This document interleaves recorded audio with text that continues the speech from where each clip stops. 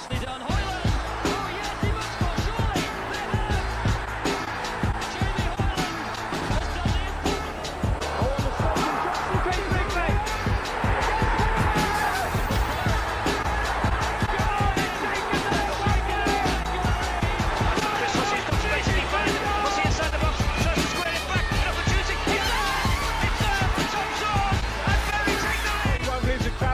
With the very difficult goal there. He's got the right foot. He shot. Oh, what an opening goal! And still, the Mighty Shakers. Hello and welcome back to the Mighty Shakers podcast, Season 3, Episode 19, proudly sponsored by AC Ventilation, BIMTech Engineering and Eye Level Sunglasses. And today we're joined by Bury FC defender, midfielder, all-round superstar, James Neal. How are you tonight, mate?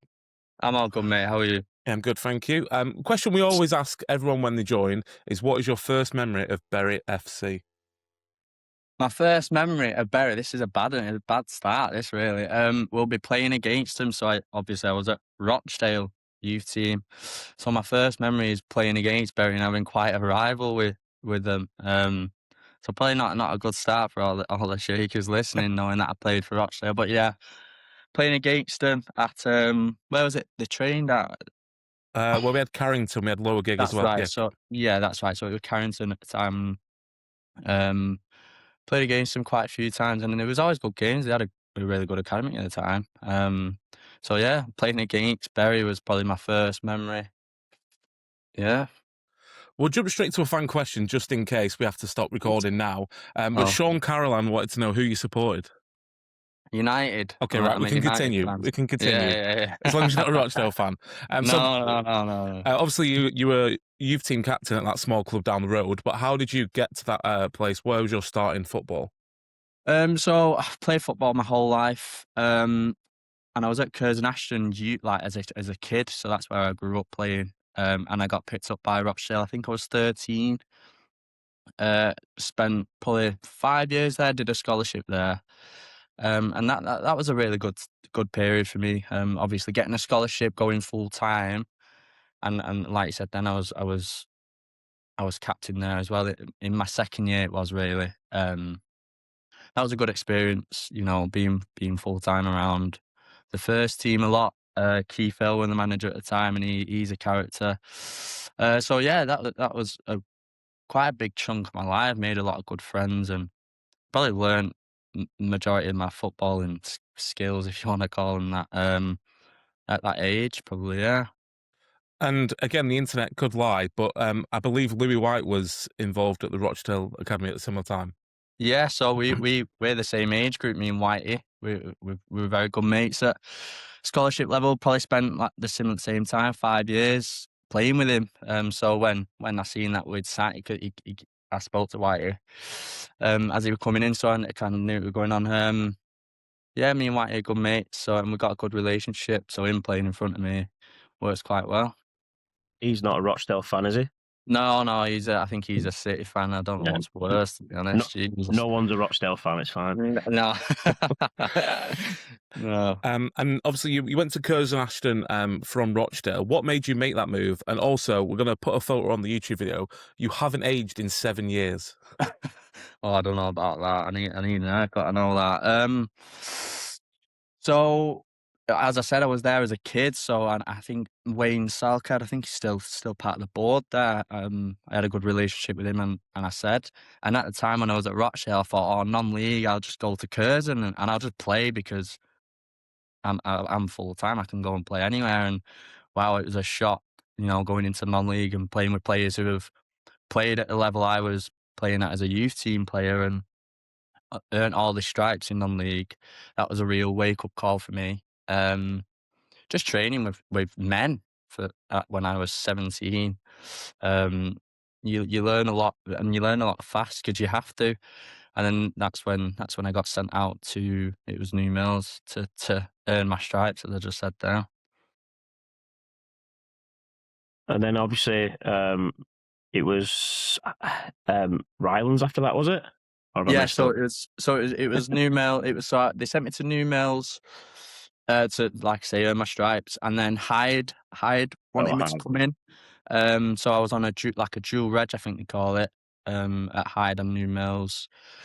So I was playing for Hyde, and then they'd let me go back to New Mills, and then they'd call me back when they needed me. So that again, just playing men's football. And whenever young people come up to me now who are coming out of that full-time environment, and they ask me what they should do, I always say to them, wherever you're getting 90 minutes in men's football, you're going to learn and, again, earn your stripes because it's important. Like I said, I thought I'd walk into Curzon Ashton in National League North, and that's a big surprise. And look, there's some lads that are more than capable of doing that at that age, but I wasn't, so I had to really work hard and work my way up. Is it hard coming out? Because obviously, I imagine the brand of football is slightly different as well.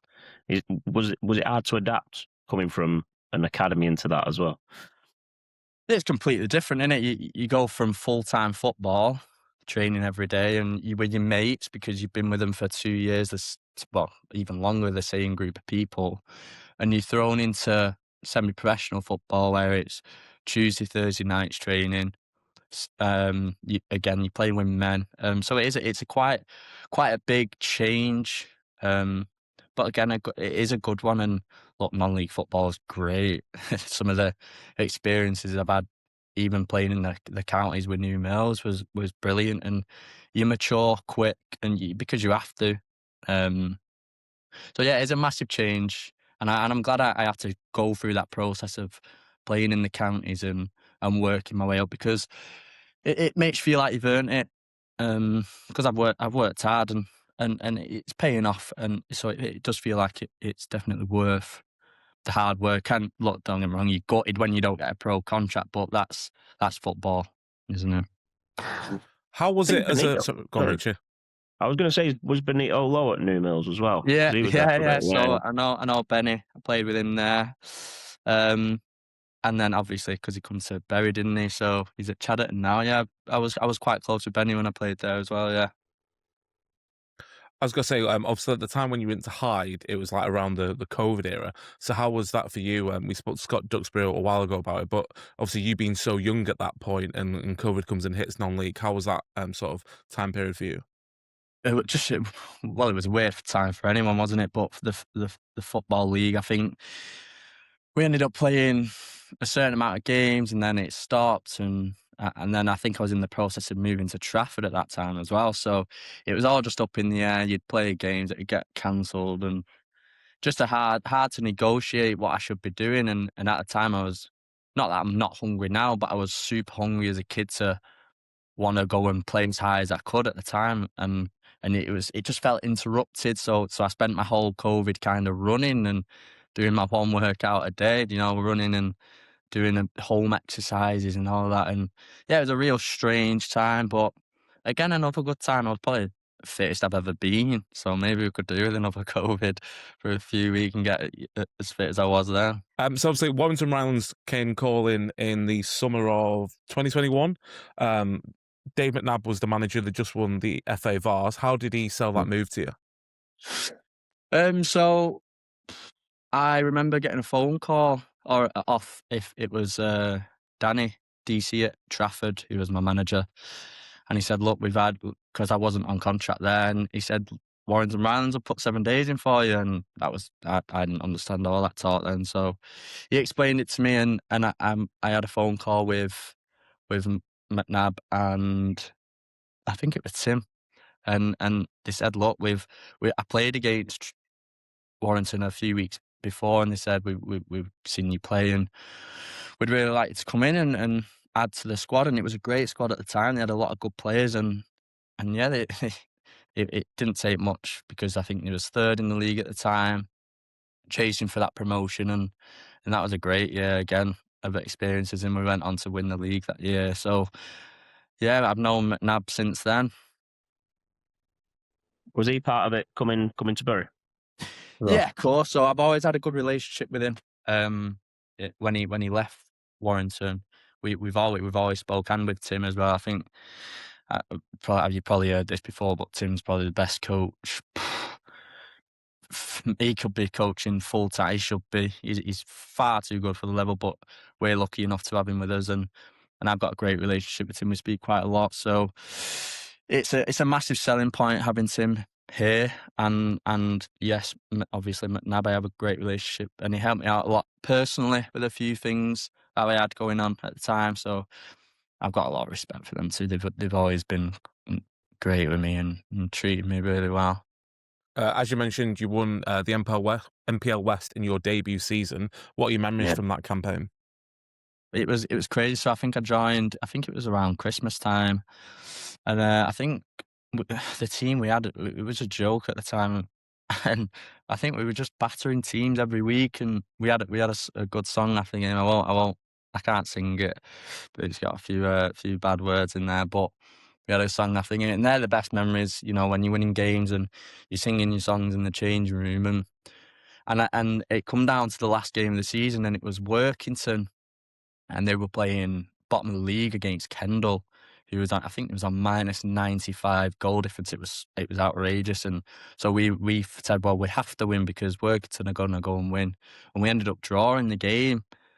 So we thought it's playoffs. We've not won it, and then we was all stood on the pitch, and the fans kept shouting, we've won it, and then the game wasn't finished, and Workington had drew against Kendall, who were bottom of the league, so Kendall did us a right favour and went and won, and the celebrations were great. And, you know, just winning a title, I think I was only 20 as well. Just a great day out, and had a few too many after it. And then obviously you went into your captain Ryland under Mike Clegg, and then played alongside Mo Torre and DJ. Yeah. Funny story was when we were playing Trafford away, Clegg was stood behind us and we were chatting to him, and he said, "You just got signed the best player in this league." And I was like, "Oh, have we?" I said, "Who's that?" And he was like, "James Neal." And I was like, absolutely no clue who you're talking about because he hadn't been announced. Yeah. Absolutely no clue. And then he said, I tried to sign him at Everton. I said, but he wanted too much money. That's what he said. Yeah, he would say something like that. Yeah, that's bad. I was at the game. I came in injured, so I was doing a bit of running, and I saw Cleggy again, someone I've got a great relationship with, and he's a well-respected manager at this level. He knows this level through and through, and yeah, it doesn't surprise me that he said something like that. But yeah, he made me captain. That was a real honour, you know, being so young, and the players at Warrington, players like Dean Furman, who played at Oldham, so you might have heard his name. Captain of South Africa, played against Iniesta, Xavi, Salah, and he was captain at Warrington at the time, and he come and spoke to me and said, look, I think, Cleggy said that he wants me to be captain, and I was just taken back, and obviously something I couldn't turn down. And again, that makes you mature even more, being so young and having to gain that respect, because obviously people like to take the mick out of the younger lads and have obviously that banter. So yeah, gaining that respect, and again, had a great few years doing that. Also, that season you made captain, you managed to finish fourth. Unfortunately, you lost in the playoffs. But did that give you more hunger to succeed? Because, for example, that same year, we had lost in the playoffs in the final, and the fans had that more hunger to then go and do better the year after we won the league. Yeah, having the taste of the playoffs. Look, you want to go and win the league, which is obviously ideal. I think Radcliffe won it that year under Jono. So they had a great year, and I think we were second all year, and we was always close, and we ended up getting playoffs. Cleggy left to go to Macclesfield. He talks about more money, eh? Jesus. But yeah, he left to Macclesfield, and I think it was Duffy. Duffy took over at Warrington, and he got playoffs, and we lost to Marine away. And like you said, look, it hurts losing, really hurts. You know, he worked so hard all season to try and get that promotion, and we got beat off Marine, and they went on to win it. Fair play to them, but like you said, that hunger to go and do that again, and it just makes football enjoyable. Winning games, you know, no one likes losing football games, and and we used to have some nights out at Warrington, and throughout the season, and that team bonding, because we was just winning every week, and it was just really enjoyable. And like you said there, the hunger, it comes back very quick. I don't know if they've told you about Bury's playoff final, but they were like the worst penalties ever in football history. They were absolutely shocking. I think I remember watching. I always see things on Twitter, and I remember seeing. Yeah, I won't say too much on that now. Yeah, because Clegg and Lafferty were there, and like Dan Lafferty were taking a piss every time someone stepped up. He would just like every picture of him, he was just laughing at us. But yeah, they were dreadful. Absolutely. Yeah, shocking. that doesn't surprise me. Them two characters, Jesus Christ! But don't be asking me to take any penalties if it comes to that. No, I'll let the strikers do that. I think that were our problem. None of the strikers did. They were all centre halves. Yeah, well, not for me. That I don't know. So obviously after the playoff season, Rylands ended up finishing 14th. What was like the big factor behind like the change there? We had a poor start that year. It was Duffy who ended up keeping the job, which we weren't sure of until the off season before. He brought in quite a few young. I think we just was inexperienced. Although we had a lot of the same players, we had a lot of young players as well, and I think it's one of those, isn't it? You say about young players being inexperienced, but we just had a really tough start, and then I think it was Renault coming later on in the year, and we went on a really good run, and that's when I started playing midfield under Cleggy a bit, and then Renault I had a really good run in midfield, and I think we went 26 games unbeaten. I think it was. We went on a mad run. We had a good run in the FA Trophy. I think we beat who was it? Can't remember who we beat, and we Was ended it up playing Scunthorpe? That's it. We beat Scunthorpe. Went and played Chorley. We got beat off them, but yeah, we just had a really good run. But it was just too little, too late. One of those. But yeah, another year of learning, and I was captain at the time, and we was going for a tough patch. So how do you navigate that? That was another experience for me to learn. And then obviously the move to Bury comes around in 2025. How did that? How was that sort of timeline from finishing the season at Rylands to then joining in October? How did that timeline come about? So I started at Rylands this year. So I did pre-season, and I was playing there early on in the season. I had a bit of a fallout with the club, and I just said to him, I think I was there for 4 years. I think it was. Which is a long time, especially in non-league. You see yourselves how often teams can change and players moving around. So I said, I think my time's kind of come where I want to move and try something different. And as soon as I found out Bury was interested and speaking to Dave and Tim, it's just a no-brainer, isn't it? It's an opportunity you can't turn down. With the aspirations of the club and where the club's going to go. It's a matter of when with this club, and to be a part of that journey at any moment is a real privilege, and you've got to hold on to that for as long, and I will do for as long as I can, and be a part of this journey for as long as possible, and hopefully be part of history and bringing the club back to where it should be. And it's funny that Will had mentioned Trafford before, because I'm just like busy as anything at these games. So I'm like looking out for like what's going on. And you were warming up right in front of me. So obviously I didn't recognise who you were, and I was like, I'm going to film it to send it to so I sent it to our group chat. And Leachy, this might offend you, it might not. I've had that one a few times, to be fair, since joining. Yeah, someone said Spoons looks like mid-swim, but yeah, not having that one. All right, I'll have it then. I just said a good-looking Callum Spooner. Better looking brother, is it? All right. But obviously you officially signed on the 10th of October. I believe you played for the 21s, and then it was the debut at Mossley. Yeah, so I come in injured. That was the big, well, for me, the big thing. I think I was injured for about 6 weeks before it, so it was a real rubbish situation for me, because I've never really picked up injuries. It was my hip, and I was really struggling with it. So as I joined, you saw me warming up at Trafford, I was kind of just getting fit and getting back involved in just kicking a ball, because I hadn't done it for so long. And then my first game was Mossley. I come on in midfield in that game, got booked nice and early and got right amongst it. Like you say, a bit of a whirlwind start. not normally how you want, as fans signing a player coming in injured, but it was just one of those situations, and getting the help from physios at Bury is much more efficient and managed to get me back much sooner. And then when I was coming back, Dave said about playing with the 21s just to get those minutes under the belt. It's important. I think a lot of lads have done that since, as you've probably seen, is, you train, and then before you play a game with the first team, you're going to play with the 21s because you need to be up to scratch and you need to be as sharp as you can be because we've got a league to go and win. And then obviously, home debut versus Kids Grove.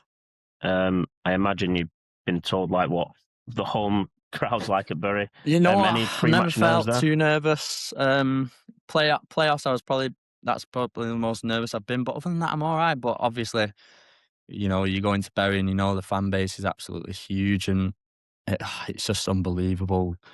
It's unreal when you're walking out just from the tunnel and the noise that comes from the stands, and I think we won that game 2-0 if I'm right. And when obviously I'd been watching games, so I kind of knew, but I've never felt, when you're playing, and we scored them goals, and the noise is just brilliant. It's unmatched at this level and many above.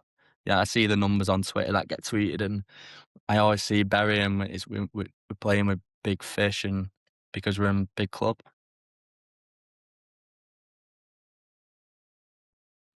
From that, you've obviously played, I think, pretty much nearly every minute so far. How much have you enjoyed this season? It's been a real Bury shirt? different. The pressure that comes with playing for a big club and with a massive fan base that have expectations, and rightly so. So it's been a very different time for me. Is again navigating that and that pressure of we should be winning. Let's go and win this game. And when I first come in, we was in a bit of a rough patch. I think we picked up a few losses. We drew against Vauxhall Motors away 3-3. I think, and then we picked up a few losses. I remember Whitton being quite a standout one. In the dressing room after the game, and lads are down, and we're in a rough patch. So we've got to find a way out of this. So yeah, it's been great. I've loved, like you say, I've played pretty much every minute since I've been fit, and that's what I love doing. I love putting on the shirt and giving everything I've got, and that's a bare minimum of playing for any team. But a team as big as Bury, you wanna give that extra, and like I said, we've got a league to go and win, so it's important to get out of those rough patches and realise how good of a squad we've got, and we've got players who should be playing leagues and leagues above, and who have played leagues above. So we've got a massive squad, and the sooner we realise that, the better. And when we do, and with the brilliant coaching from Tim and Macca at the time, and then changing manager, navigating that. So I've loved every minute of it. It's all experiences, and yeah, final 3 now. We're getting close to being done, and it's exciting. Just to pick up on that Whitton game, because we've not really spoke to it with a player so far, but obviously at the end of the 3-0 defeat, there was a lot of boos, a lot of chants. How did that affect yourself and the group mentally? Because I can't imagine it's a nice place to be, away from home. Most of the home fans are outnumbered, and it was a very toxic reception as players so went it over. was the first time I experienced that for me, and like I said a minute ago, is you're playing for a big club and there's fans with expectations, and we was poor that game, and somewhat deserved. Obviously, it's not a nice feeling, and it's not. Obviously, you want your fans to support you, and that's coming from a place of, look, this is the time we give and our money we give. So all they expect back is the bare minimum of giving everything you've got, and I don't think that day we did. So partially probably fair, and it's a real wake up call when your fans aren't happy with your performance, and they're letting you know.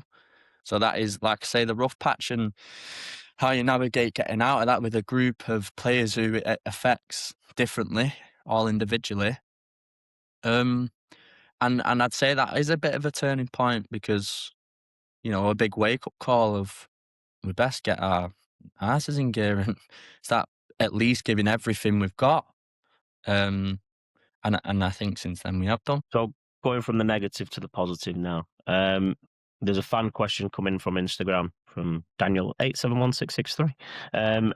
And this may change. Your answer's probably going to change, hopefully in a few weeks. But it's, what's your favourite moment in a Bury shirt so far? I think a big one for me is Staley Bridge away. That was a good one for me. It had felt like running up to that game, we was really due to give someone a hammering. I want to call it is we felt like we were playing some really good football and making those chances, but not just quite not finishing them. And we were saying in the dressing room before and after every game is someone's due a hammering off us, and that was the day. I think what was it? Was it 4-0 at our time? 4-0. So, you know, and it was a nice day, and then the fans filled the behind the goal, and it was just brilliant. I think Kai scored in the first minute with a great free kick. He scored a hat-trick that day, so just a great day. And they're the moments that you think we really, this is where things change now, and we're going to go and stomp on. And I think that is probably a massive moment for us, is beating them 6-2, because look where they are now. They're third in the league, and they're going for it. So to be able to put that against them is a real good result.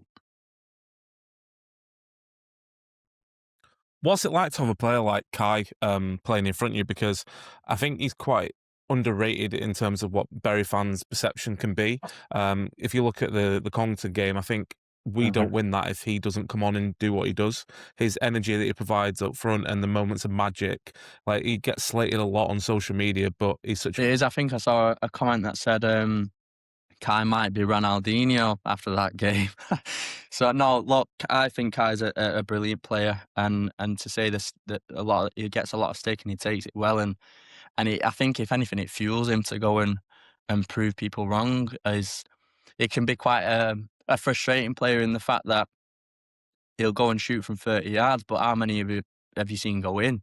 I know I seen one on Saturday that ends up in the net, and we end up getting a point from it. So I always encourage him to shoot. He's got that arrogance about him, which I absolutely love. And some players don't shoot enough, so I'd rather have that player who is willing to always take risks, always drive with the ball, and how many has he scored? I think he must be on 16, 17 goals, maybe 18. I think I spoke to him the other day about going getting to 20.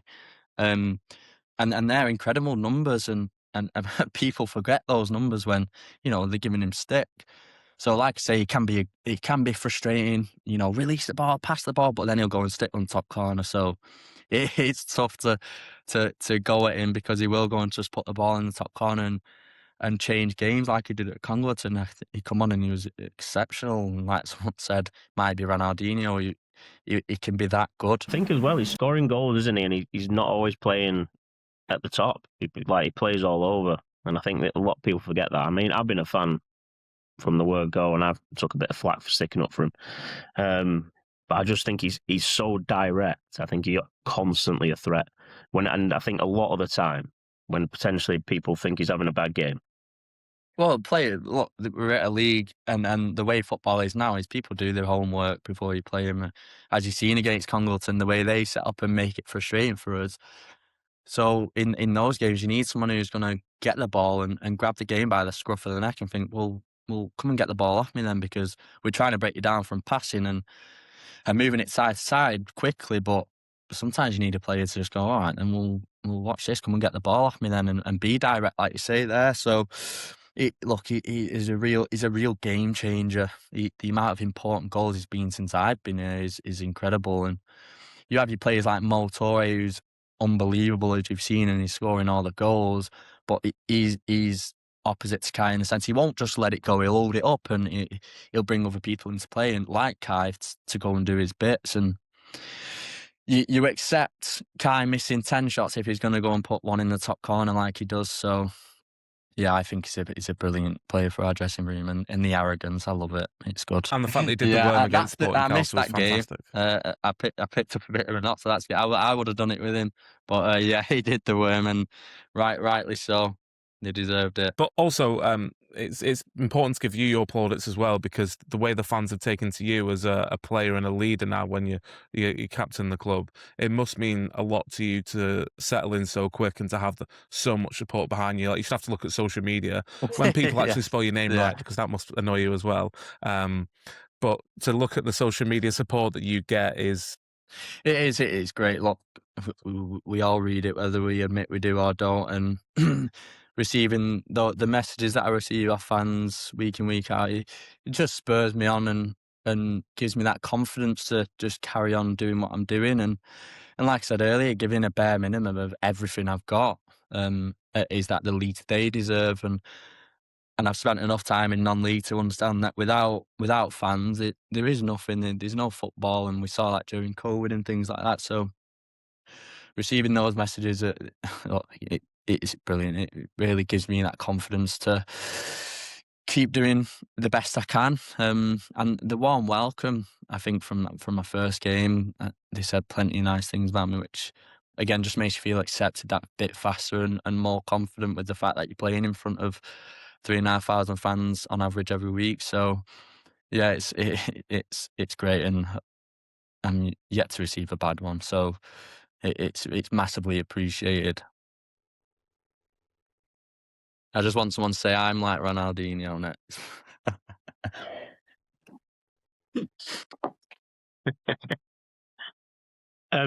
Obviously, before you joined, you knew about us, but has your opinion changed? Like, now you're inside the club. Yeah, so I was thinking about that today, actually. Is that you hear about Bury and you see all the fans, and when you won the league last year, you see that you fill the stadium. But I was thinking about it today, and you really feel it when you're playing it, and when you asked me the question of your first appearance, and when you feel that and you score a goal and you get to really celebrate with the fans, it's unmatched. It makes you feel like you're playing in the league, which is obviously what we all want to be doing. So, my opinion, it just grows, and the feeling grows stronger, and that feeling of I really want to go and win the league, to give it to the fans, and they're there in the numbers every week, and they make away. I think I put a tweet on the other week where they're making away games feel like home games, filling the stands and out filling the whole. And we've only got 3 games left now. You've yet to score your first Bury goal. If you do score, what is your celebration going to be? Thought about it.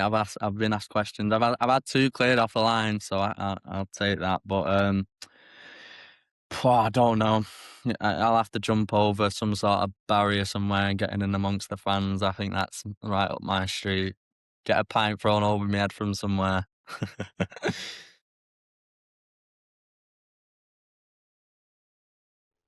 Have you not got a Mo No, I Torre ain't got the dancing hips for that, I don't think. Mo and Beto got them hips, I ain't got those. Obviously, there's been a bit of... I know, like, the people complained, didn't they, Congleton for first half performance dropped off a little bit. And I know on the Clitheroe game, Point, what's the mood high. like in the camp at the And minute? there's no reason it shouldn't be. Congleton, you've seen the goal. It was a great finish from the lad, and sometimes in football moments like that happen. And same again on Monday at Clitheroe, the goal that lad scored is a real good finish. He beat Beto 1v1, and that's the first time I've seen Beto beat 1v1, since I've been here. So, moments like that happen, and we're going to concede goals, and sometimes worldies go in, and you have to accept that. It's then, well, how do we get back in this game? And Friday was really frustrating. They come with a game plan and executed it from 1-0 up for 60 minutes and made it really, really difficult for us. As you saw, they were just sat behind the ball, and trying to play against that it's real hard work. But that's what happens when people come and want to upset Bury. And Friday we was able to turn that around with 4 goals in 10 minutes, which is what we're capable of doing. The subs that come on was unbelievable, and that's the squad depth that we have now. And then Monday again, he scores a brilliant goal, and I think we've had a few chances in the first half, and then once they've scored the goal, I think we've had chances to go and win the game. I think that was their only shot on target all game, and I think we could have at least scored 3 goals, after that. So the mood's good. A point away from home. Look, it's not what we want to win every game, but the fact that we're showing that if we go a goal down, it doesn't matter because we've got that character and belief that we are going to go and win the game. And Friday we didn't manage to do that, and Monday we got a point away from home. So there's no reason the mood should be low. We've got 3 games to go and we're 2 points clear of the league. So it's it's in our hands for the outcome, and it's in our control. So, and it starts tomorrow night in training, which the gaffer keeps referring to as that should be harder than a game. Playing you're all best mates, but we're fighting for shirts because we've got that many good players. So the mood's good. 3 to go, and we all want to go and win the league in front of the fans.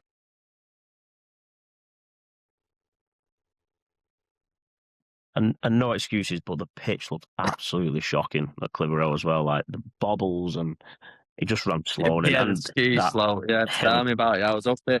I was left centre half first half, and I thought second half I'm away from it now. And Gaffer put me right centre half. I thought, oh no, I've got to do it again.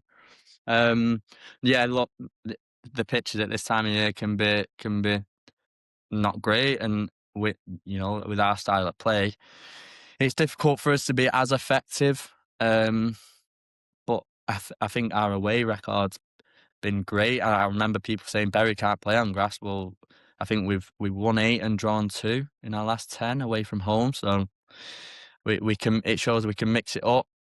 We've learned. We might have had to learn how to do that along the way, but it's football. You're not always going to play on a gig lane where it's zippy and lovely pitch.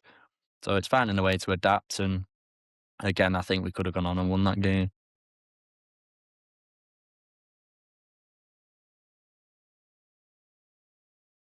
Oh, so you mentioned about the games left. So it's 5 training sessions, 3 games left, starting with Nantwich. Another tough game, but we're at home and we have the advantage. So we're going to be aggressive as we are every home game and really take the game to them. They're going to come with their plan and try and stop us, but we don't look at the opposition too much. We focus on ourselves, and I think that's been a real key of recent success is that it's us against us. If we go and hit our running targets, we win our 1v1 duels all over the pitch, we'll go and win this game. So yeah, we are feeling positive. The mood in the camp's good, and again, 3 games left, 2 of them at home. We want to go and win the league. Hopefully it's not as bad weather as the away game. I know. I remember it was as we come out, wasn't it? We didn't even get started. I was freezing. Heavens opened, didn't they? Yeah. No, but again, I think we won. Was it 4-1 that day? 4-1?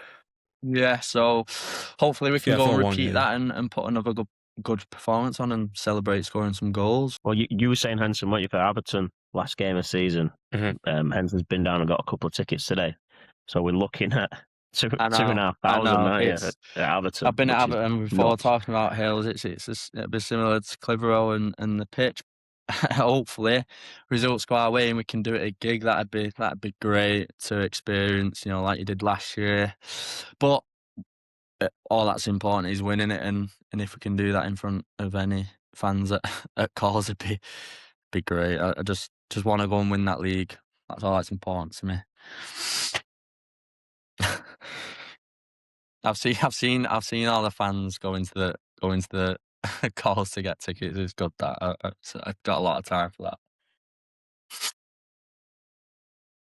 Yeah, I think like today I went up and they said they're like less than 20 left, so it's like 1,300 from us plus however many that have bought them up there as well. It's going to be a some away day.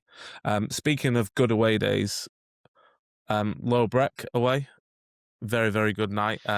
Yeah, unreal. That was probably well, it was first versus second, wasn't it? It was a massive game for both clubs, and really dictated where we was gonna go. They beat us 2-0 at our place, and we really felt disappointed after that game and felt like we owed them one. So to go and beat them 3-0 at their place on a Friday night with the amount of fans we had there was just unreal, and it was a great game. Their pitch wasn't great either. We had to adapt and find a way, and we didn't. We managed to put 3 goals past them in the second half, and what a night that was. I could play Friday nights more often, I think. They were, to be honest, I think that were a massive game for us, and they seem to have dropped off a cliff since as well. They lost a few big games after that. But yeah, I love that game. Apart from driving to Kids Grove, but yeah, it was great. Put it in the sat nav wrong, and I was about 25 miles from Stoke. And What did you get there for and kickoff? realised? So yeah. So other than that, it was great. I got there about what were good it? timing, man. Literally 2 minutes before kickoff. Ended up parked, blocked everyone in the car park because there were no parking spaces left, and then had to leave 15 minutes early to move. The worst part was he was stood like 5 meters down from me and the other podcast host. He didn't even come say hello. Was replying to our messages but not saying hello. Yeah, it was packed. I was traumatized.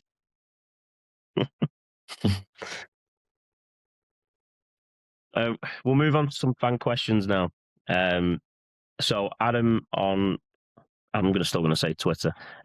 He says, being comfortable on the ball, do you prefer being in a back 3 or a traditional back 4? I've played back 3 more than I've probably played back 4 in my non-league career. So I'm very comfortable in playing in that, especially playing under Tim. He's confident in my ability to play his way, and the way he coaches and has coached me to play in a back 3 is made that easy for me. So I'd say a back 3 over a back 4.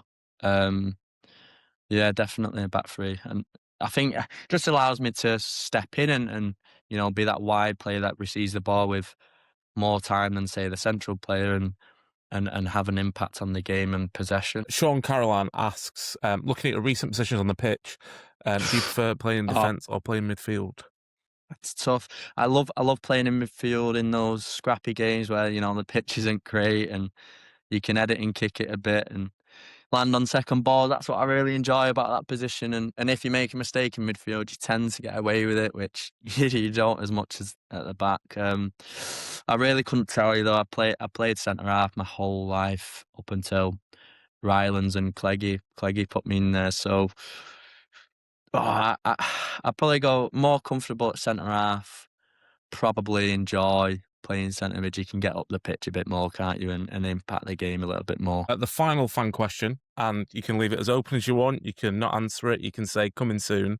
But he said, with some defenders already committing to next year, will you be here as well? Know what I can say? When I signed until the end of next year. So I'm here. That's good news for everyone then.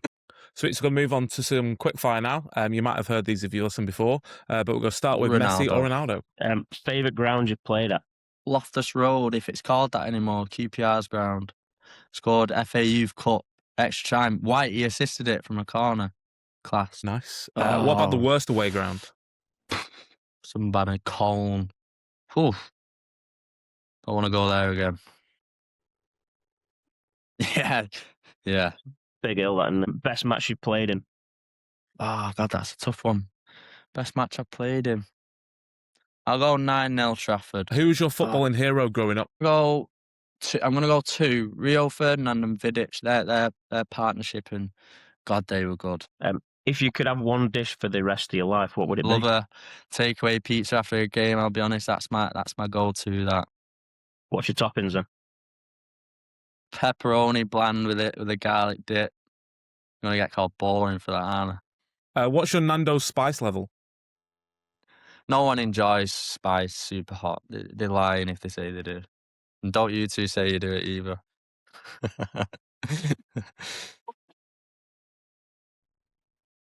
What's your perfect 5 items on a full English? Sausage, bacon, eggs, beans, and hash browns.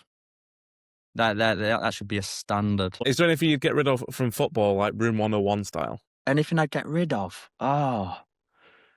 Some referees. Jesus Christ. Some referees. All of them in our league, actually. Oh, God. we've had some bad ones. frustrating. Do you have any superstitious pre-match routines? No, I'm just quite regimented.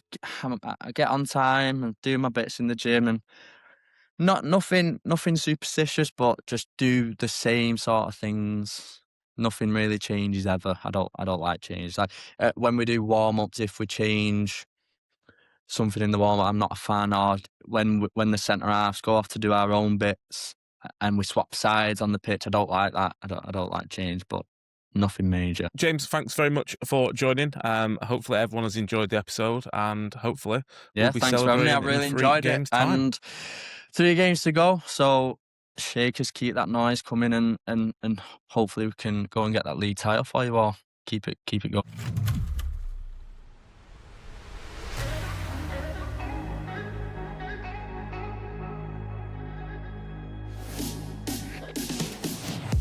BIMTech is a digital engineering company specialising in fully coordinated, clash-detected MEP models for the construction sector. Bringing together expertise from engineering, computing and media, we're expanding with offices in Manchester, Glasgow and Hungary. It's our commitment to detail, innovation and world-class service that has led us to work with some of the biggest players in the UK, including Skanska, NG Baileys, SES, Briggs & Forrester and Lango Rourke. So thanks to Neil for joining. Hope everyone enjoyed that. It was certainly one of the good ones we've had on this year. Speaks very well, and good to hear that he's going to be at the Shakers for next season as well. 2 games since we did the last episode. The Easter double-header, home to Congleton and then away at Clitheroe. We'll talk about the Congleton game first. Will, you weren't there, so following it from afar, how was that experience?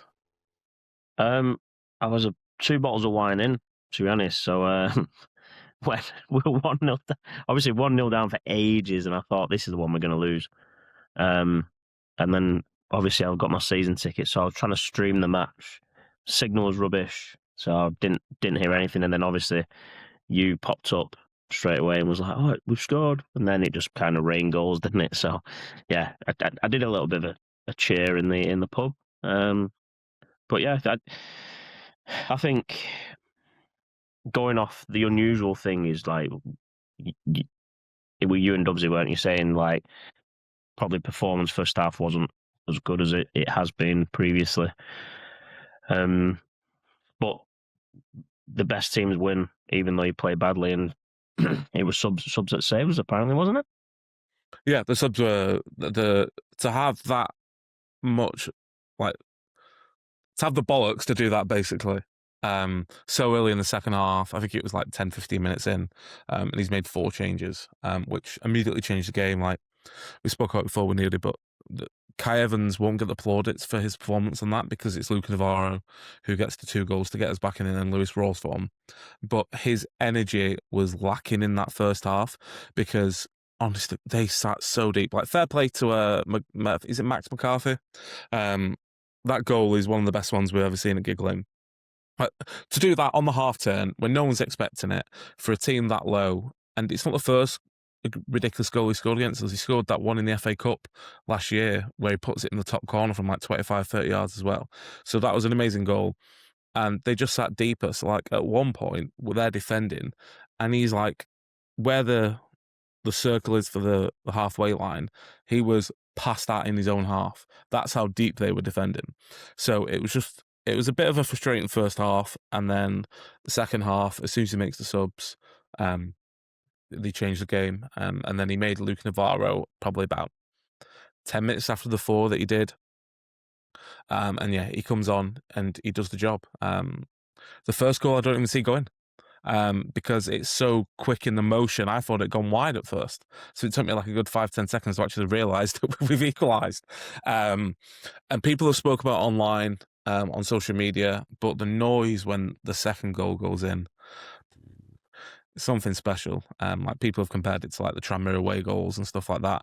It was a very, very special moment at Gig Lane, and hopefully that is the catalyst to push on to further glory. So we get the 2 later goals. Great work ethic from Lewis Rawlsform to chase the ball down and then get his third, and then the corner seals it. Louis White was very good. First time I'd seen him because I missed a Nanwich game, but a very strong presence in the middle, left-footed as well, which I think sometimes we have missed over the past couple of seasons. And when we were playing the two right-footers together, they worked nicely, but it's good to have a left-footer in there. Yeah, I thought that after we changed it, and at that point, Aidan Walker and DJ had done the pre-match warm as well, so we knew they were coming back to fitness, and everything was firing towards the end of the season. And there's a real feel-good moment around the club as we were leaving Gig Lane. Obviously, Tim does the usual fist bumps, something we've got to ask Neil because he absolutely loves the fist bumps. He's always pushing Tim in to do it. But yeah, it was a very good feel-good moment. And yeah, it was a big 3 points, especially with results around us. And then on to Clitheroe, where me and you were there. Dubsy had missed this one. Very warm. And then as soon as we walked in, because we walked in like, for those who were there, where the dugouts were, we walked in on the right of the dugouts. So the opposite end to where the food was. And the first thing we said was, what is this pitch? Because like Neil mentioned Colne, it was worse than Colne last year, where it goes down to one corner.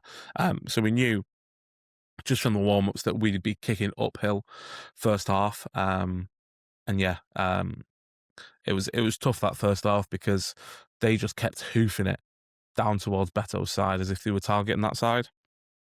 They sold out of food as well, so it shows how many people were. I don't think they were expecting the rush, like, because I think it was like halfway into the first half. They also get their goal. Again, it's very, very unusual to see Beto get skinned like that, but he's megged him and then put it in the bottom corner. Their only shot on target.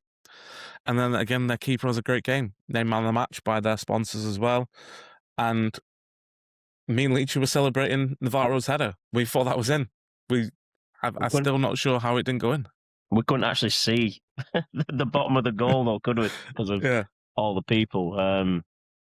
But yeah, to be honest, I think he thought he scored as well, didn't he? I think that it's one of them. He just flicked his leg out. Yeah, and you do that 100 times. He says that once, doesn't he? Yeah. I thought Navarro actually played well when he came on, but DJ for me changed it. Just give us that aggression up top, and I thought he was meant. I thought he was really good. Isherwood again, another really good performance. I thought so solid defensively, and I think definitely suits being in a 3. But the introduction of DJ, and he just seemed well up for it. And it goes one or two ways, doesn't it, with DJ? He's either like pumps up and gets booked straight away, or he's an absolute pain, and he was a pain, and he was brilliant that game. And he was unlucky to score. Keeper made a good save from him, then he came rushing out. And then he pushed the keeper away when he tried to give him a drink. Yeah, tried to shake his head and ask him if he's all right, and yeah.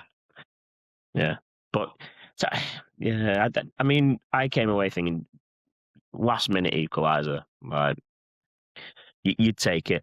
And I think a point's better than none. Yeah. And it's still in our hands, isn't it? The whole running. But I think Clitheroe, I don't think they were a good team. But they just made it really difficult, and the pitch was terrible. I know Isherwood tried to make a pass in the first half, didn't he? And he bobbled up and he just shanked it straight out of the stadium. But yeah, it's hard, isn't it? And I know we try and play football, and people say, "Oh, you only get to play." It's same for the both teams, but Clitheroe didn't try and play football. It was, like you said, boot it long. And then the only bit of football they did, they actually scored from, didn't they? Yeah. And we thought we were going to score again as the referee blows his full-time whistle because we're throwing everything forward. They've hooked it clear, and it's 2v1 at the back of the referee blows, and we're like, oh, thank God for that. There was one as well where we thought they were going to get a penalty. Was it Isherwood? Yeah. Was it Isherwood? I can't remember it. I can't remember if it was Isherwood or Neil. In the back of their thing, and I thought they were going to blow. But anyway, yeah, draw was probably a fair result, I think. Yeah, even though they only had one shot on target, I don't think. Yeah, draw was a fair result. And I think, like I said, before the game, obviously everyone thinks we want to win it and everybody thinks we're going to win it, but I think realistically, you take a point away from home, tough place to go. With 2 home games coming up. Yeah, and that's the good thing about this is this run in that we're the only ones out the top 3 to have 2 home games. And yes, there will be a lot of pressure because there's probably going to be increased attendances for these 2 home games, but pressure makes diamonds. Is that saying? Yeah, it is. It is. And Okay. nice that. I should get Yeah. TMS podcast t-shirts with that on the back. So it's like if the going gets tough, the tough gets going, or whatever it is. We're full of cliches tonight. How many are you getting in? Yeah. Don't know. We should have a bingo counter. How many can get in next time? But yeah, like these were on a decent-ish run from what I remember. So it was quite a surprise to see Norwich get spanked 4-0 by Witton. Obviously, Witton are in very good results of late. Obviously, they beat us away, and we spoke about that earlier.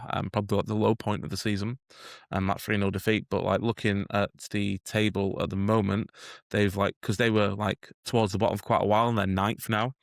So the highest they can finish is 8th, again above Chasetown. So they're probably going to do that because of their form. Like Chasetown have drawn the last 3, Witton have won 3 out of the last 5. They did lose to Shifnal and they lost to Stalybridge.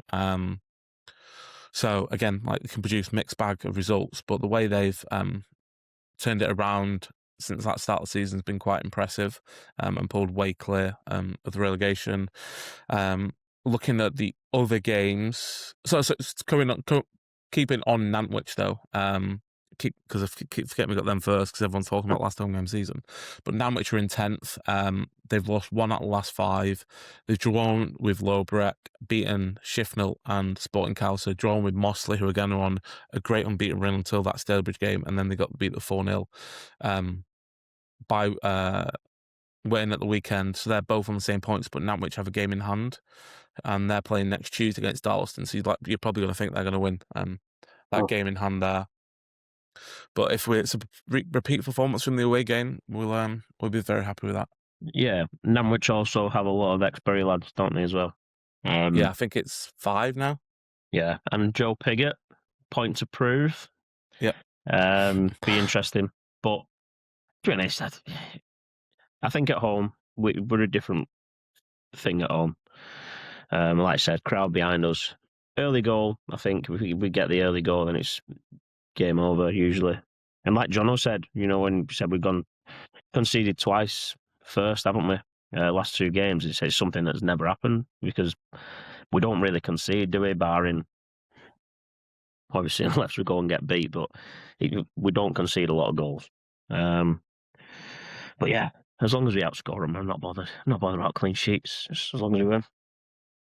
One thing I forgot to mention about Clitheroe, it still makes me and Leachy laugh now. Like, what are we're recording on Wednesday night, 2 days ago now.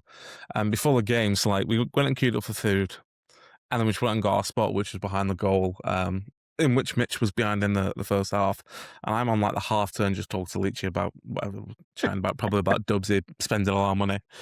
And then this group of girls go past and go, "Oh, thanks," and like take a chip from my food. I'm like, I just didn't know what to say. Leachy realised it was Sean Carolan's daughter, and like they were absolutely mortified. There's like 4 or 5 of them. She did think you were someone else. Yeah, George or someone like that. In her defence, yeah. Yeah. And then Sean, we saw him at the game, told him. He doesn't remember us telling him. But yeah, we just found it very funny, and then it was very sheepish after that. And then they came over a request for Dan Wood, so we're still waiting to hear from Dan Wood on the request for a Junior Shakers edition. I've actually never seen you as upset as someone stealing a chip off yourself. I was just speechless. Yeah, so I'm never steal a chip off Henson. It's just so random, like just talking, and then I was like, what do I do in this situation? But yeah, funny.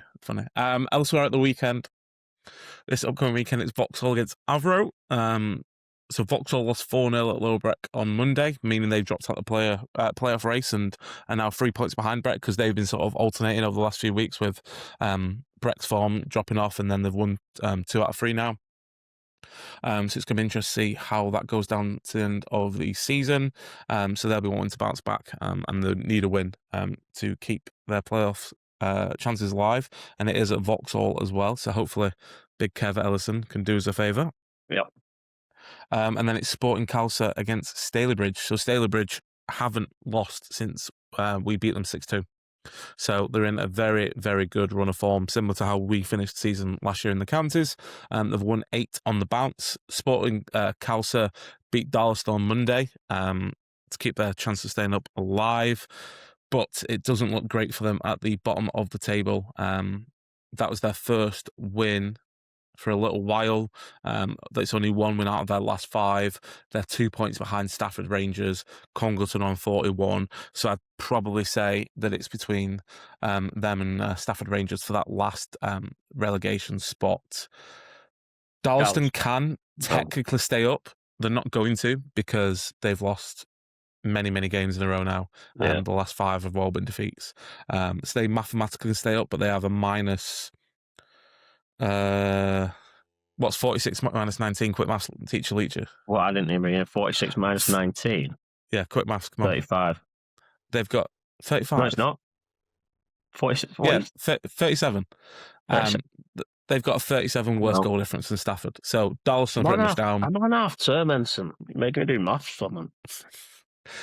So it's go between Sporting Calcer and Stafford Rangers, so they will have to win that game if they want a chance of staying up, because Stafford are playing lower Breck, so again they probably won't take much. Then it's Clitheroe and Vauxhall, so it might go down to the end of the season for the relegation battle, similar as the title.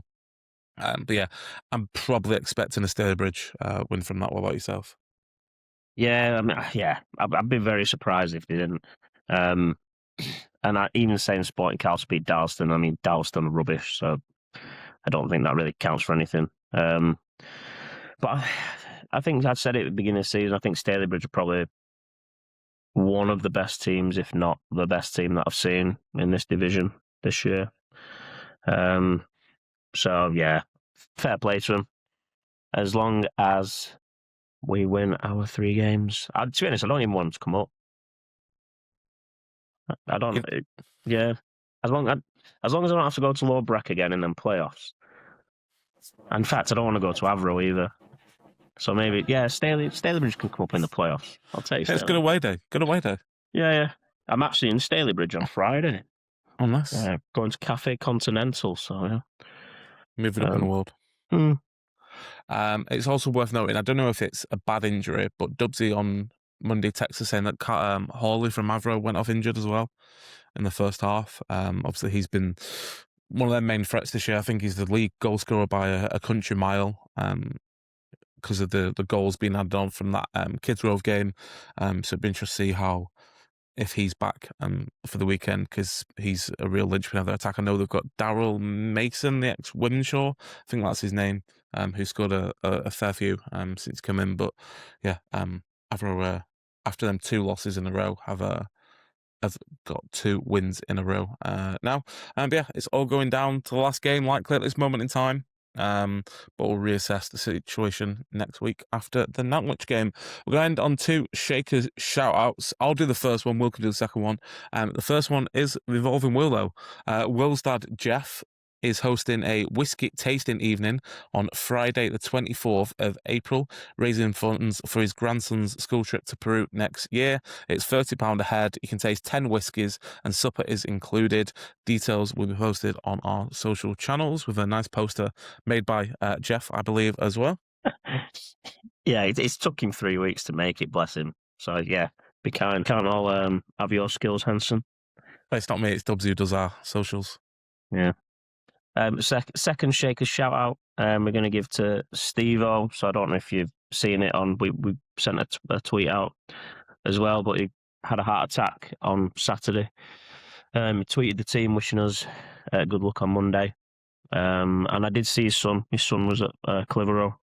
And he's had a little operation today, and I've spoke to him, and he's all good. So nice to hear. And he last message to me was, "I'll see you at the last home game of the season." So he's nice. Feeling up for it, which is good. So wishing you a swift recovery, Steve. Good stuff. Good to hear. It's always good to see him at games. He always lets give you shit as well, which is great. Everyone does. I don't know what it is. But yeah, so yeah, we've got podcast next week ahead of Witton, and it'll be a podcast ahead of Atherton as well. Speaking of Atherton, it's likely going to be sold out by the time this podcast goes out.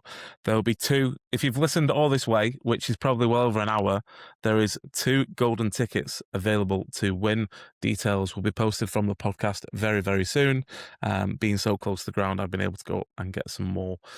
So we'll be giving away 2 tickets for that final game of the season, the regular season. I won't say season in case we get clipped, but I'll say regular season just in case. But fingers crossed we are lifting the title on that final day. And we'll also be finalising plans for a TMS end of season party. Not anything crazy, but just a meet up before the Everton game. There's quite a few spots around the ground. So when we've spoken to the boss, when we've spoken to the boss, Daniel, he'll let us know where we're going. Your house isn't too far from the ground, is it, Anderson? It's at least 15 minutes, but you're not invited. My wife will kill me. But yeah, that is all we've got time for this week. Hopefully everyone's enjoyed it. A nice long one. Good one with Neil Day. I was want to say James, but it feels weird calling him James. We'll go with Neil Day. But yeah, hopefully you all enjoyed it, and we'll see you next time. Up the Shakers. Up the Shakers.